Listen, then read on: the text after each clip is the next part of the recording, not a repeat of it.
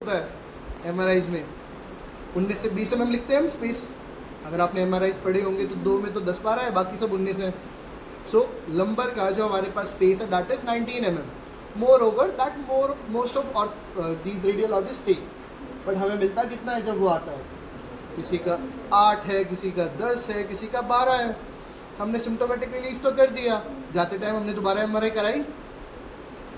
हमने क्या, पेशेंट भी नहीं सोचता दोबारा कराने की तो। बट स्पोर्ट्स में ऐसा नहीं होता। स्पोर्ट्स में हमें पोस्ट ट्रीटमेंट इन्वेस्टिगेशन भेजनी पड़ती है।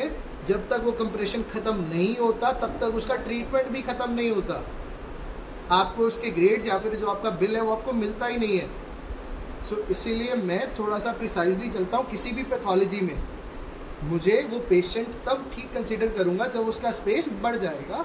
ऑर्थो में मोस्टली केसेस में हम सिम्टोमेटिक रिलीफ देकर भेज देते हैं क्योंकि पेशेंट ने कोई एक्टिविटी करनी नहीं है। If you are looking for, मैं अभी आपको फ्यूचर कॉन्फ्लिक्ट से बता रहा हूँ, हमारे यहाँ पर अभी कॉर्पोरेट इंश्योरेंस है गुड़गांव में या फिर किसी टीयर। एम है पैरास्पाइनल मसल को लेंथन करना। Pain management is a secondary thing. जब नर्व का इंट्रैपमेंट खत्म हो जाएगा पेन ऑटोमेटिकली चला जाएगा। एम आई राइट? किसी को फ्रैक्चर है, फ्रैक्चर जुड़ जाएगा तो पेन रहेगा या चला जाएगा? चला जाएगा। जब तक नर्व एंट्रैपमेंट है, जब तक वो एंट्रैपमेंट खत्म नहीं होगी, क्या वो पेन जाएगा?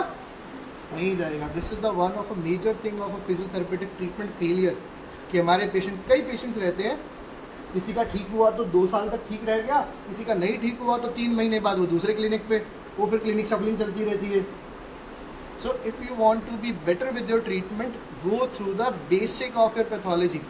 स्पाइन की कोई भी पैथोलॉजी है, you are dealing with PIVD, you are dealing with sciatica, you are dealing with the listhesis, anterolisthesis, या कुछ भी, you have to release the paraspine। आपको पैरास्पाइन को रिलीज तो करना ही पड़ेगा, otherwise there is no chance. So my context was, क्या हम स्पाइन डिस्क को पीछे खींच सकते हैं? नहीं। So there will be no direct application of cupping over spinal column. Spinal column पे कोई भी डायरेक्ट कप नहीं लगेगा एक्सेप्ट फॉर द 2 स्पेसेस। कौन कौन से? पहला C7 T1 एंड दूसरा L5 S1। आई थिंक ये 2 स्पोर्ट्स आपने किसी मोडालिटी में यूज करे हैं। थोड़ी लगाते C7 T1 में, मसल स्टिमुलेटर MS में यूज करे, क्यों लगाते हैं?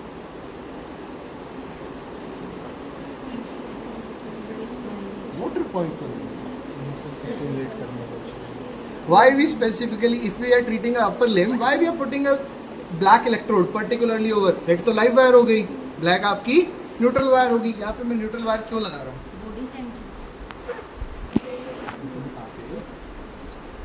का सेंटर तो यहाँ आएगा कहीं, चाहे कहीं से आप ग्रेविटी लगा लो, सेंटर यही आएगा, कोई से प्लेन में भी।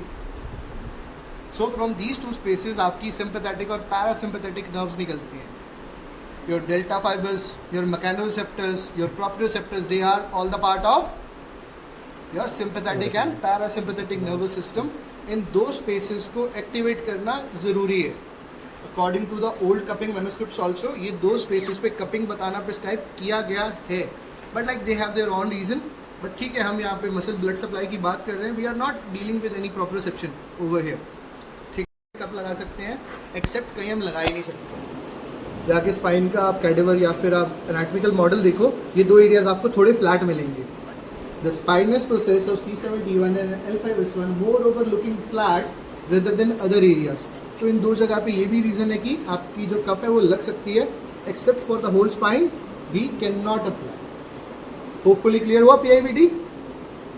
PIVD आज के बाद जब भी ट्रीट करोगे, सिर्फ ये लंबर सेक्शन या ग्लूट्स को ट्रीट नहीं करना, पूरा सर्विकल स्पाइन तक रिलीज करना है if you are going to provide a long lasting treatment. Clear हुआ कुछ? सो अब हमारी सर्विकल स्पॉन्डिलोपैथी आ चुकी है। Now the first cup will be applied over C7 T1, second cup will be applied over at the muscle belly, third will be at the end of spine of scapula. Spine of scapula पे क्या है हमारी insertion? किसकी? अपर traps की भी, middle traps की भी, and T12 से लोअर ट्रैप्स की जो फेशियल फाइबर्स है, जो मसल फाइबर्स है, वो भी कहाँ जाके होते हैं? जब आप बुक में ट्रैप्स पढ़ोगे उसकी ओरिजिन कहाँ से कहाँ तक है, लिगामेंटम नॉक्रे से लेकर T12 तक। कलेक्टिवली अगर मैं ट्रैप्स की बात करूँ, इंसर्शन क्या है, स्पाइन। सेम डेल्टॉइड के साथ, डेल्टॉइड की 3 अलग अलग ओरिजिन है, lateral 1/3 of clavicle, lateral 1/3 of spine, acromio clavicular, और इंसर्शन कहाँ है, डेल्टॉइड ट्यूबरोसिटी। देखो, सो मसल का बेसिक ओरिजिन इंसर्शन आपको ध्यान रखना पड़ेगा, कब प्लेसमेंट आपके लिए बहुत इजी हो जाएगी। पहले आपको समझ आ गई, यहाँ तक डाउट क्लियर है? मॉडल बनाइए, शुरू से प्लेसमेंट करिए, ग्रेडिंग देखिए क्या ग्रेडिंग आती है, after then we will move.